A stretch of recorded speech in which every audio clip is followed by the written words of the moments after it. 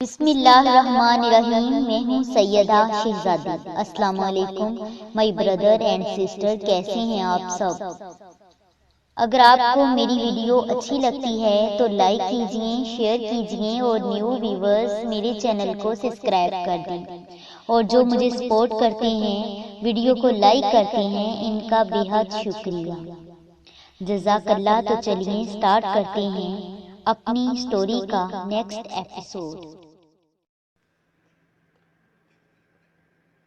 Sir, class में एक CR और एक जीआर की बहुत ज़रूरत है।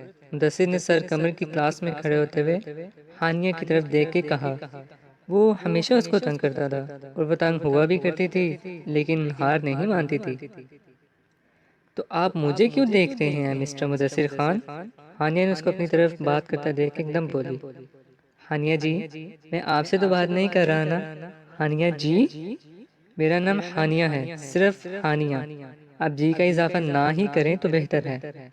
उसने मुदस्सिर को नागवारी से देखते हुए कहा और आगे मुड़ गई। मुदस्सिर, आपने जो करना है कहें और बैठ जाएं प्लीज। सर ने उन दोनों को चुप करवाने के लिए अपना किरदार अदा कर ही दिया था।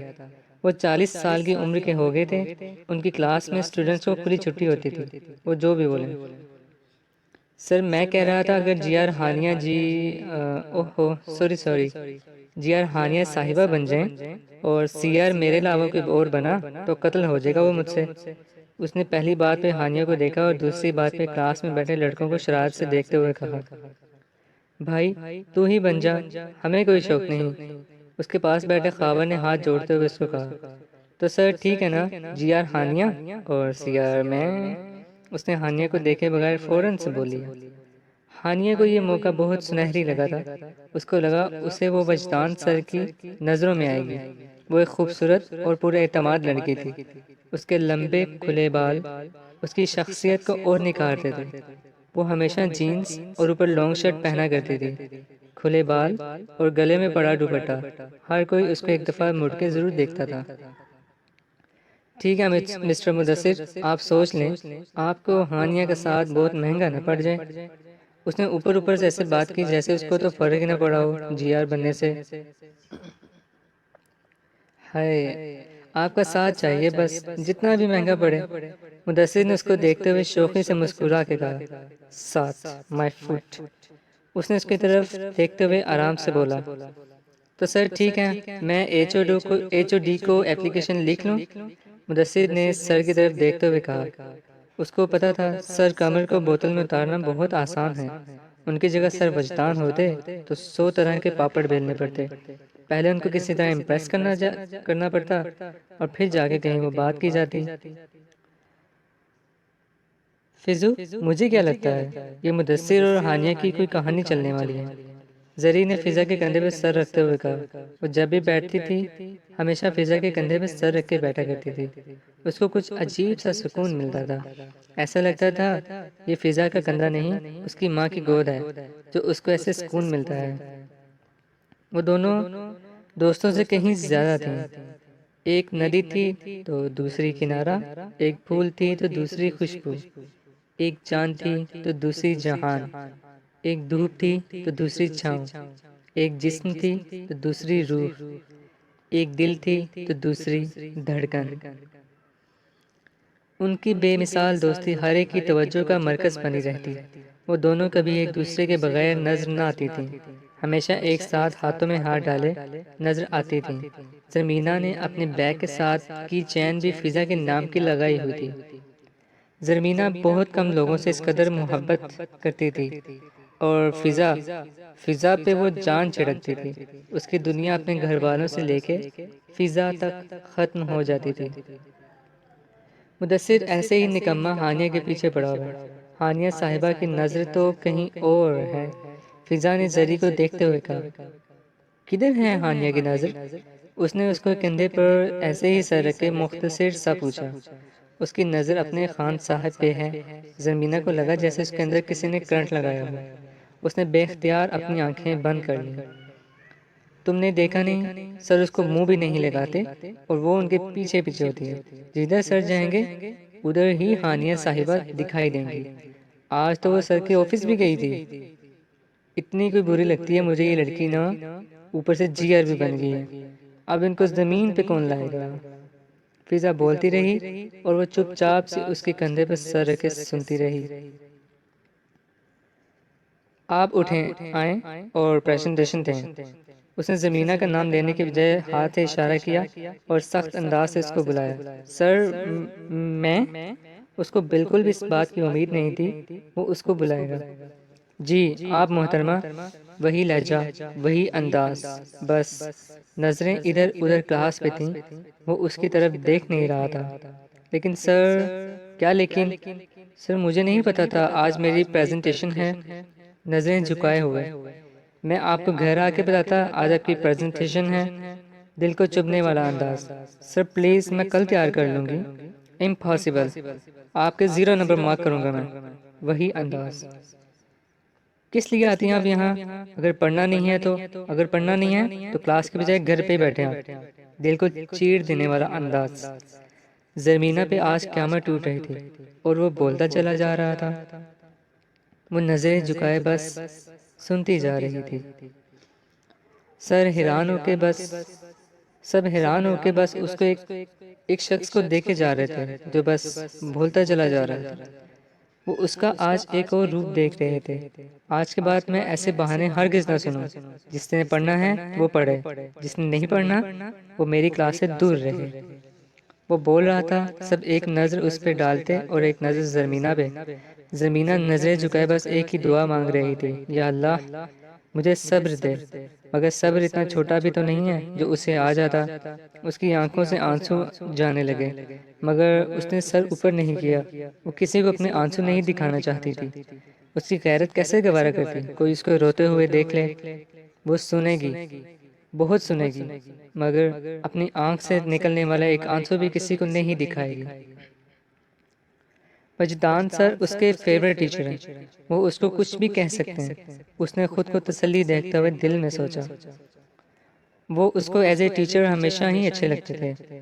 उसको तो क्या, वो तो हर एक को अच्छे लगते थे, मगर वो उनके दिल से कदर करती थी। वो एक अनापरस्त कबीले के होते हुए भी सुनती रही।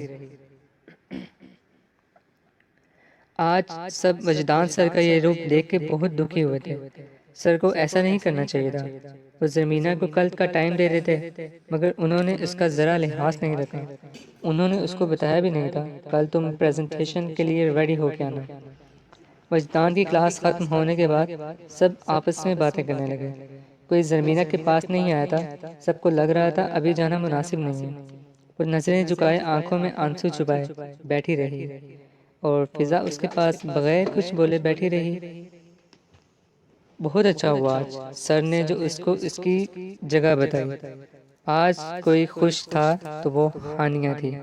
मैं तो बहुत खुश हूँ। उसने इरम के कान में सरगोशी करते हुए अपने चेहरे की खुशी छुपाते हुए कहा और उठ के हानिया के पास चली गई। हानिया, आज बहुत बुरा हुआ है तुम्हारे साथ। उसने उसको ऐसे अंदाज में कहा जैसे कह रही हो बहुत अच्छा हुआ है तुम्हारे साथ, अब सर की क्लास में न बैठना। क्यों हानिया, क्या बुरा हुआ है मेरे साथ।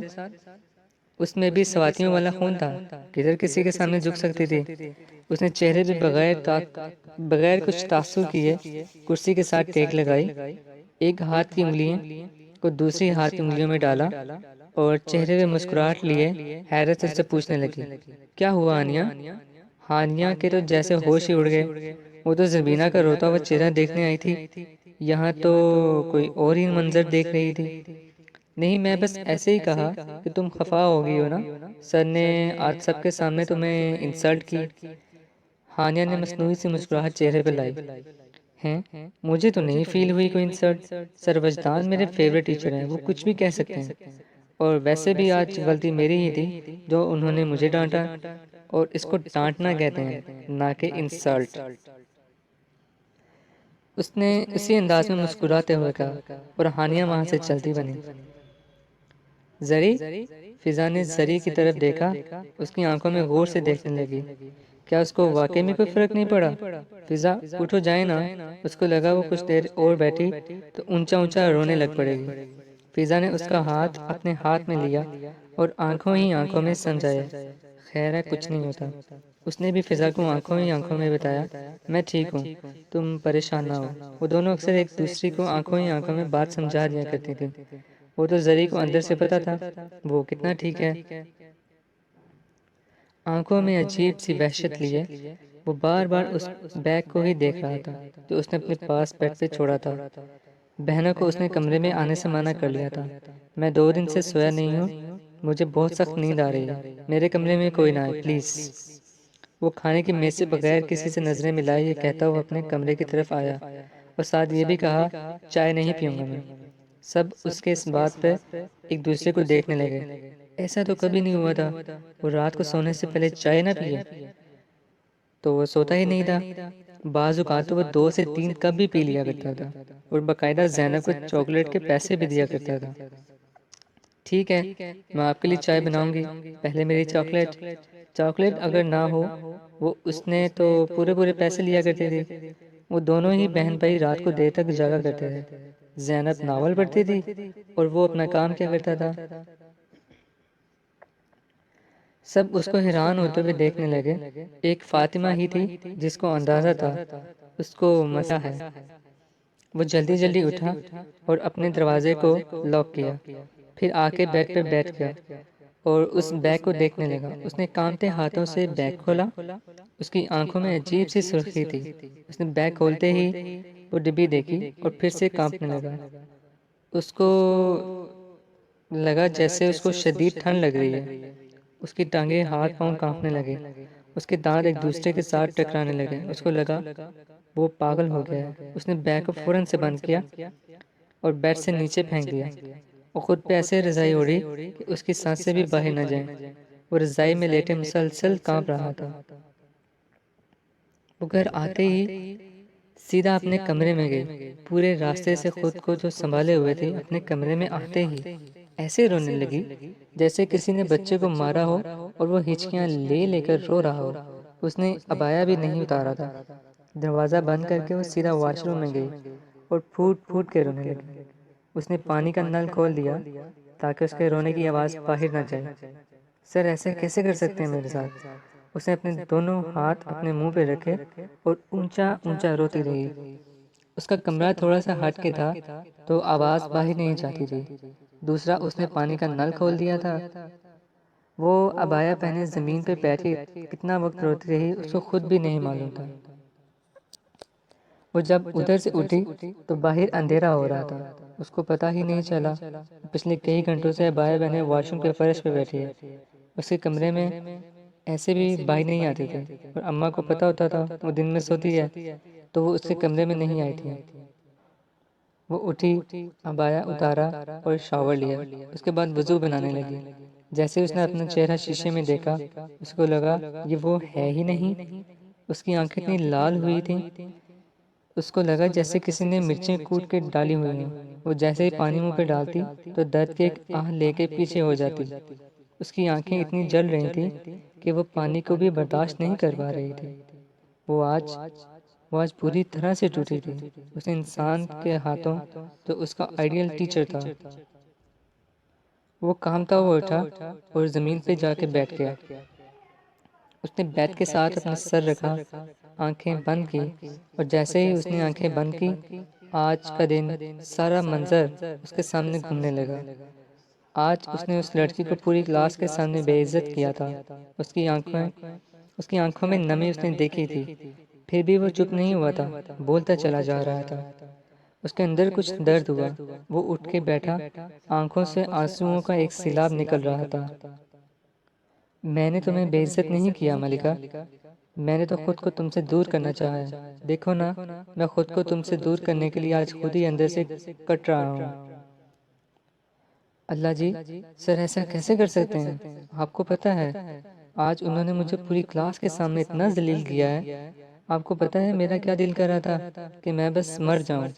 मेरी गलती थी, ठीक है, मेरी गलती थी। मैं पहले ही काम कर लेती अपना, मगर उन्होंने मुझे बताया ही कब था कल आपकी प्रेजेंटेशन है। वो इतना गलत कैसे कर सकते हैं मेरे साथ? वो जाए नमाज पे बैठी बच्चों की तरह रोती रही और साथ अल्लाह जी को शिकायतें लगाती रही। उससे उससे पहले उसको कभी किसी ने ऐसे नहीं डांटा था, किसी ने उसको ऐसे बेइज्जत नहीं किया था, किसी ने उसके साथ ऐसे जलील नहीं किया था उसको। आज पहली बार ऐसा हुआ था। वो सह नहीं पा रही थी इसे। उसने दिन से कुछ नहीं खाया था और अम्मा को ये कह के टाल दिया था वो बाद में खा लेगी। जरी, तुम्हारी आंखें इतनी सुर्ख क्यों हुई हैं? रोई हो तुम? क्या हुआ है तुम्हें? अम्मा ने उसकी आंखों को बहुत गौर से देखते हुए कहा, नहीं नहीं अम्मा, मैं क्यों रोने लगी? वो मेरी आंखें दुख रही हैं। उसने आंखों को मसलते हुए नीचे देख के कहा। उसको मालूम था माँ थोड़ी देर और उसको देखती रही तो उनके गले लगे फूट फूट के रोए। अम्मा, मैं खाना खा लूंगी, आप बाबा जान को खाना दे दें। अच्छा ठीक है, खाना खा के सोना बच्चे। जी माँ। अल्लाह जी, आप खुद पूछना सर को। ये कह के वो फिर रोने लगी। रोते रोते वो अचानक चुप हुई। खैर है जरमीना खान सवाती साहिबा, टीचर्स तो अपने स्टूडेंट्स को डांटते ही होते हैं, इसमें इतना रोने की क्या बात है? याद नहीं कि स्कूल में तुम्हें मिस हिना ने कितना डांटा था? तब तो आप इतना नहीं रोई थी। आज क्या हो गया? वो खुद से ही बातें करने लगी। बेशक उन्होंने डांटा था, उनकी बात और थी, मगर सर की बात और है। क्यों? सर की बात और क्यों है? अचानक से उसके अंदर से आवाज आई। वो कुछ देर ऐसे ही बैठी रही, जैसे उसके पास इस बात का कोई जवाब ही ना हो। क्यों सर की डांट उसके दिल को जख्मी कर रही थी? आखिर क्यों? टीचर्स तो डांटते ही है ना अपने स्टूडेंट्स को, फिर उसको इतना बुरा क्यों लग रहा था? वो जमीन पे बैठे वैसे ही बैठा रहा, जैसे वो खुद को खत्म करना चाहता हो। उसकी आंखों के आगे बार बार उसकी भीगी पलकें आ रही थी। बार बार उसको अजीब सा दर्द हो रहा था। उसने क्यों किया ऐसा? इसमें उसकी क्या गलती थी? उसको तो पता भी नहीं था सैयद वजदान हुसैन शाह उसके शहर में जकड़ा गया है। वजदान इतना खुदगर्ज कैसे हो सकता है? वो ऐसा कैसे कर सकता है? उसने एक हाथ में माचिस के डिबिया को जला लिया और दूसरे हाथ की हथेली पे लगाया। दर्द की एक शिद्दत उसके अंदर फूटी। उसने जोर से एक आह ली। उसको लगा जैसे उसका पूरा वजूद जल गया हो।